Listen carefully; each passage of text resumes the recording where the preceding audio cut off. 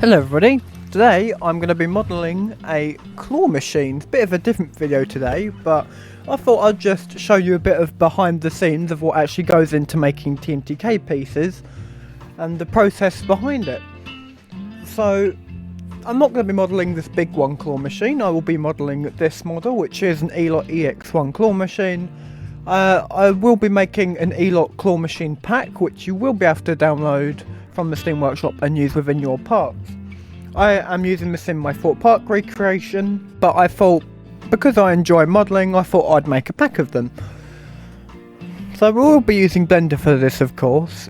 Before we get into Blender though, I was going to ask, let me know in the comments if you would like TMTK tutorials where I will show you each step rather than just a time lapse.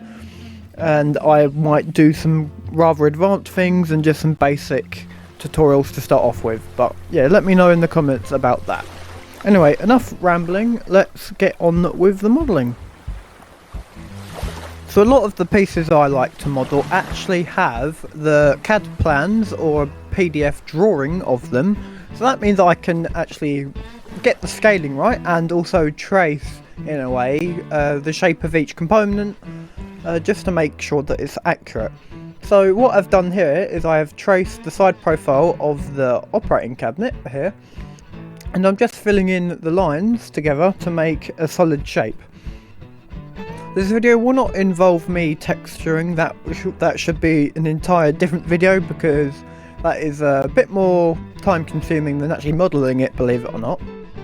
Mainly the purpose of this video is to really just show how much effort goes on behind the actual building time lapses in Planco, because a lot of the time I am actually just making TMTK for an area that I'm building in Planco, so it's a bit difficult to actually record this, so I just thought I'd do one video just showing off what goes behind it, and maybe also explain why I'm not uploading as much as I used to.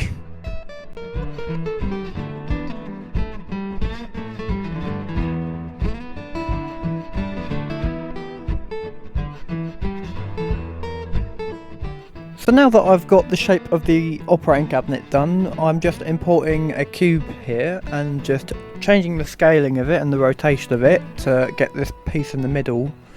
A lot of my modelling does just involve importing cubes or just cylinders, as you'll see later in the video, and just changing the scaling of it and the shape to get it to match what I want it to. So here I'm starting the framework for the claw machine. And what I'm doing here is I'm grabbing one of the faces of this cube that I've just changed to be a rectangle, and I'm just extruding it outwards so it now has an extra piece. And that extra piece can be textured differently so that it can look like what it's meant to. So yeah, just extruding different rectangles and duplicating them and mirroring it. What I'm going to be doing now is using the magnetic tool, so I can align all the pieces up so there are no gaps and it can all be flush.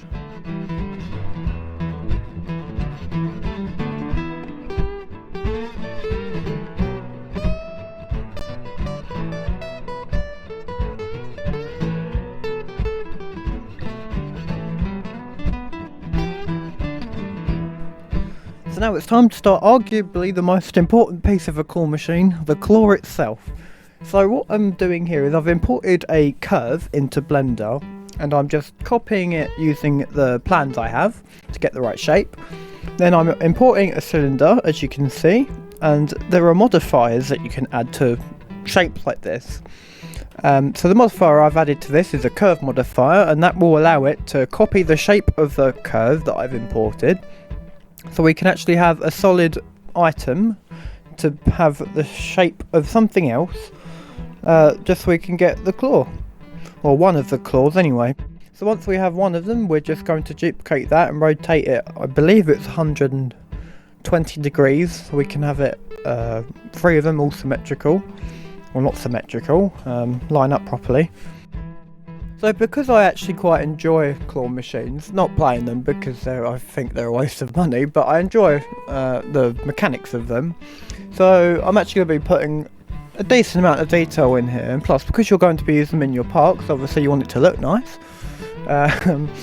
But no, the reason why I'm modelling this is because the in-game claw machines use the path system, and as we all know, the Planko path system is very difficult to use, and some places it's pretty impossible to like put them next to each other or just in places in general. So yeah, I just thought I'd make a few of these just so you can plonk them around your park, put them next to each other, hassle free.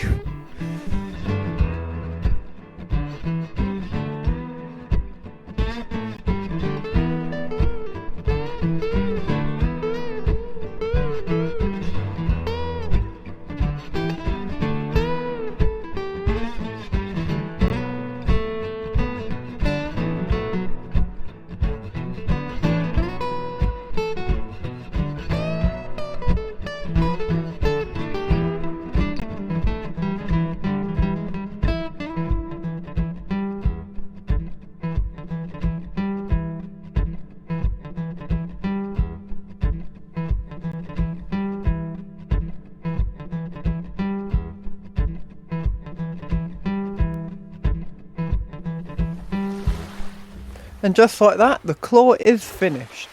Next we need to start working on the gantry, which is the system that the claw sits on top of so that it can move back and forth.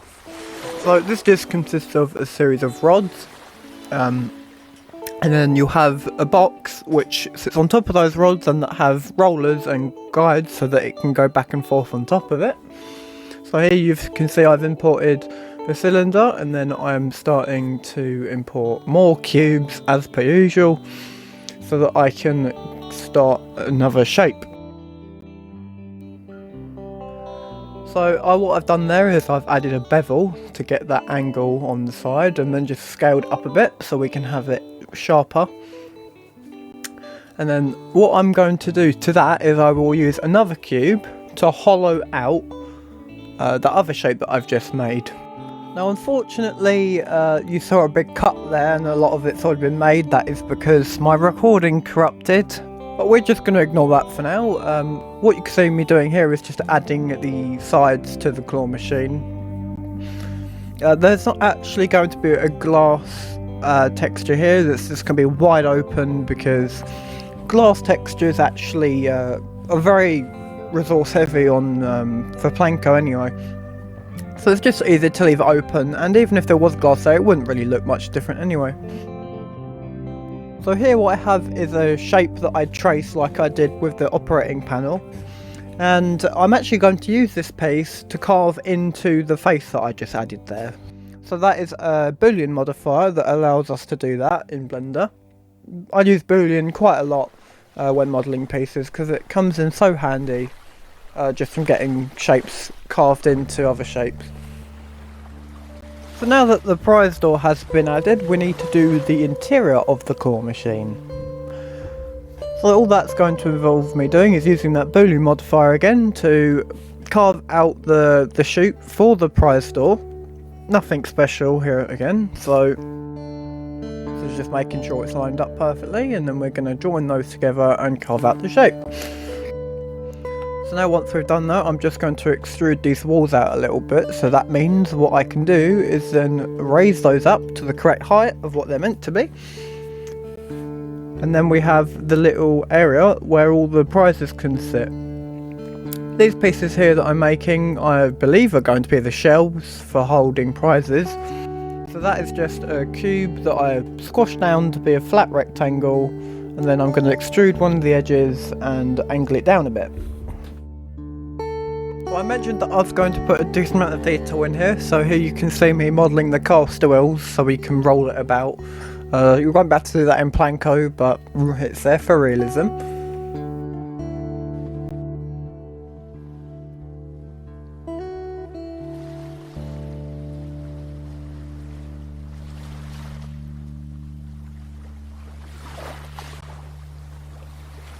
So the last thing to do is, because this is a dual cabinet, all we need to do is just move over the gantry that I've made over, so for the other claw machine on the other side. And as one final detail, I thought that I would add the fluorescent lights at the top of the claw machine.